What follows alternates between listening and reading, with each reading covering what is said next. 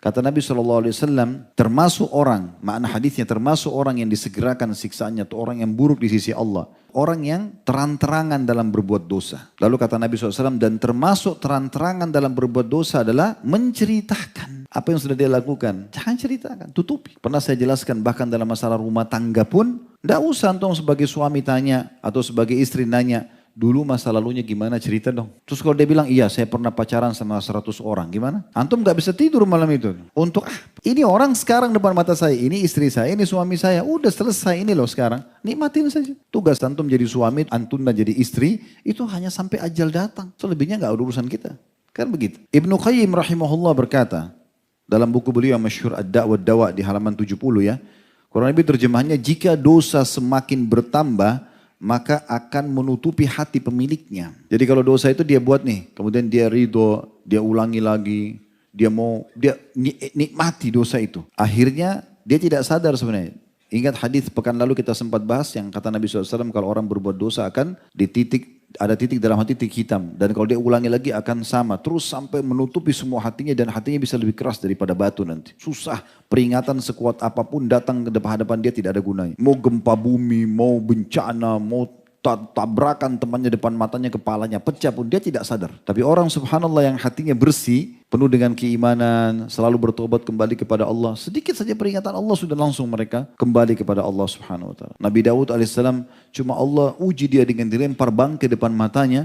Langsung beliau ruku, sujud kepada Allah SWT. Langsung sujud sampai Allah turunkan wahyunya kalau itu hanya ujian saja. Karena takutnya dosa. Kemudian Ali radhiyallahu anhu juga mengatakan dalam kitab Al-Jawabul Kafi di halaman 87. Ini dinukil juga oleh Ibnu Qayyim rahimahullah perkataan beliau. Ali radhiyallahu anhu. Ma nuzzila bala'un illa bidham. Ketahuilah tidak ada bala, nggak ada cobaan, nggak ada gangguan yang turun kepada seseorang kecuali karena dosa. Jadi sadari ini teman-teman, setiap perbuatan dosa bisa mendatangkan bala. Lalu untuk apa? Gitu kan? Sudah kita jelaskan perbuatan yang lalu, dosa itu untuk dipelajari dan dijauhi. Amal soleh untuk dipelajari dan dikerjakan. Dan tidak ada yang bisa mengubah kita menjadi orang yang lebih patuh, meninggalkan dosa, itu kecuali diri kita sendiri. Kami di majelis ilmu begini cuma bisa teriak-teriak, ngomong gini, pakai mikrofon, antum dengar, antum sendiri yang tentukan. Harus kita ubah diri kita menjadi orang yang lebih baik. Dan tidak usah peduli dengan perkataan orang, sering saya katakan itu. Kata beliau, manuzzila bala'un illa bidham. Tidak ada bala yang turun, Allah datangkan kepada seseorang kecuali karena dosa. Wala rufi'a bala'un illa bitaubah. Dan ketahuilah tidak ada yang bisa mengangkat bala, ujian apapun. Jadi teman-teman yang hadir sini punya merasa ada ujian dalam dirinya, antum mau angkat itu, ini wasiat Ali. Dan tidak akan diangkat bala itu kecuali dengan taubat. Itu saja kuncinya. Penyakit, gangguan orang, terlilit utang, ribut rumah tangga, belum punya keturunan, apa saja. Bala ujiannya, taubat kuncinya. Taubat yang nasuha kepada Allah, aman. Itu saja kuncinya. Sisi yang lain, obat dokter, ya, nasihat orang lain, itu semua hanya pelengkap saja. Intinya itu. Ibnu Qayyim juga mengatakan di antara akibat dari berbuat dosa adalah mendatangkan musibah atau bencana. Di antara akibat dari berbuat dosa adalah mendatangkan musibah. Oleh karena itu hilangnya sebuah nikmat dari seorang hamba adalah karena dosa. Jadi kata beliau, di antara akibat berbuat dosa adalah mendatangkan bencana dan juga hilangnya sebuah nikmat dari seorang hamba adalah akibat dosa. Diambil dari kitab Al-Jawabul Kafi di halaman 87. Karena semua musibah penyebabnya dosa. Tidak ada yang bisa antum nisbatkan keburukan semuanya kecuali dosa. Semua masalah, dosa masalahnya. Udah selesai, itu aja. Semua masalah, kecil atau besar, dosa. Itu intinya. Kata beliau, tidaklah disandarkan semua kejelekan atau kerusakan melainkan pada dosa. Karena semua cobaan, semua musibah penyebabnya adalah dosa. Sederhananya begitu. Jadi apapun yang sedang datang kepada kita sebagai ujian yang kita rasakan teman-teman, yang paling pertama ya, introspeksi diri dulu. Istighfar kepada Allah. Tidak usah cari kenapa orang ini ghibah saya, kenapa orang ini fitnah saya, kenapa orang ini ambil barang saya, kenapa orang ini tidak bayar utang, kenapa orang ini sakit di saya. Lupain semua itu. Karena itu semua datang sebabnya dari antum. Dosa dari sini. Istighfar kepada Allah, taubat. Kalau perlu sholat taubat, tulus kepada Allah SWT. Selesai semua itu. Itu intinya sebenarnya. Kalau antum pulang malam ini bawa poin ini selesai. Ini poin pentingnya. Dan subhanallah ada sebuah poin saya ambil dari apa yang tadi saya sampaikan itu. Setelah disusun dari beberapa poin yang Allah mudahkan tadi. Kenikmatan sebuah nikmat itu justru memuncak. Ini perkataan saya teman-teman ya. Saya melihat kenikmatan sebuah nikmat memuncak dan maksimal di saat dosa-dosa dan pelanggaran dijauhi. Contoh misal, saya kembali ke hubungan biologis suami istri. Ini yang bujang-bujang mohon maaf sudah, apa boleh buat. Ya. Jadi kalau orang hubungan suami istri misalnya di sini yang sudah berumah tangga, rasakan kenikmatan. Kenikmatan itu akan memuncak dan bertambah di saat antum jauhi dosa. Coba antum muhasabah, introspeksi diri, apa nih masalahnya? Ada dosa nggak yang saya lihat? Dari tontonan, dari hal yang didengar, dari jaman tangan, dari pekerjaan. Coba antum muhasabah. Kalau antum bisa perbaikin itu, kenikmatannya akan memuncak, akan lebih naik lagi, lebih nikmat lagi. Allah datangkan di situ. Antum heran, loh kok bisa ya pasangan saya lebih puaskan saya? Kok bisa? Itu Allah datangkan. Kenikmatan makanan, kenikmatan minuman, kenikmatan kedudukan, kenikmatan semuanya itu akan memuncak di saat antum jauhi dosa. Luar biasa puncaknya itu.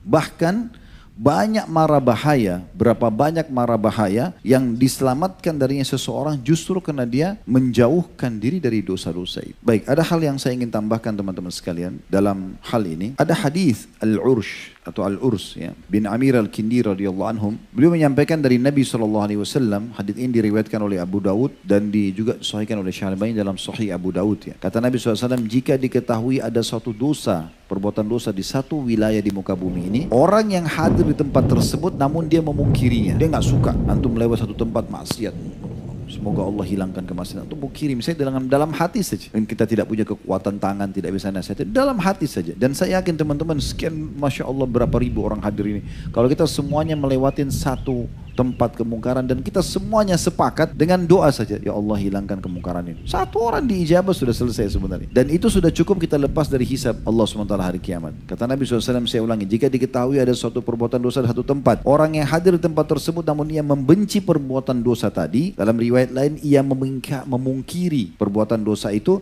maka ia seakan-akan tidak hadir di situ, dia selamat dari situ. Kalau Allah datangkan hukuman ya, Allah tanya hari kiamat, dia selamat karena dia pungkiri. Antum lihat pelang iklan kemungkaran, antum lihat orang lagi ciuman di pinggir jalan, oh ya Allah hilangkan kemungkaran. Antum aman sudah selamat. Namun kata Nabi SAW, orang yang tidak hadir di tempat tersebut hanya saja meridhoi perbuatan dosa itu. Antum lagi nonton TV, ada satu kemungkaran terjadi, orang mabuk-mabuk pesta di satu negara. Enak bener, coba saya di sana saya juga ikut-ikutan. Tahun baru, mabuk-mabukan, peluk-pelukan, buat maksiat, atau ada tontonan tentang orang di diskotik, apalah. Lalu dia ridho dengan itu, dia tidak hadir. Kata Nabi SAW, ya. Dan bila ada orang yang tidak hadir di tempat dosa itu, namun meridhoi perbuatan dosa tersebut, maka ia sama seperti orang yang hadir di tempat itu. Jadi memang kita betul-betul, kita pun tidak lakukan, tidak boleh kita ridho orang lain lakukan. Kita tidak suka dengan itu, supaya kita selamat. Ada sebuah riwayat Bukhari, Nabi SAW mengatakan, Allah pernah mengutus Jibril alaihissalam mendatangi satu wilayah untuk dihancurkan. Lalu Jibril alaihissalam kembali kepada Allah lalu mengatakan, ya Allah, sesungguhnya ada hambamu fulan, orang soleh, ada di situ. Kata Allah SWT, mulai dari dia dulu. Hukuman itu mulai dari dia dulu. Karena dia tidak pernah amir ma'ruf, tidak pernah nahi mungkar. Dia mau selamat sendiri masuk surga. Tidak pernah dia pungkiri sama sekali. Dia hadir di satu tempat tapi dia tidak pungkiri. Maka dia sama dengan pelakunya. Allah suruh dia duluan disiksa, baru orang-orang yang berbuat maksiat itu. Coba bayangkan bahayanya itu. Jadi hati-hati teman-teman sekalian. Kenapa Nabi SAW mengatakan orang yang hadir tapi dia pungkiri, tapi seakan-akan dia tidak hadir di situ? Karena dia memungkirinya. Maknanya orang yang membenci maksiat yang ia lihat, dianggap seakan-akan bukan orang yang melihatnya. Fahuwa mithal ladzi lam yara. Dia seperti orang yang tidak lihat kemungkaran itu. Karena begitu dia tahu, dia langsung pungkiri. Li'annahu salima bihadzal inkar. Dan dia selamat karena memungkiri kemungkaran tersebut. Kemudian beliau juga mengatakan, idza sami'a bi amrin qad hasala wa huwa ghaibun anhu.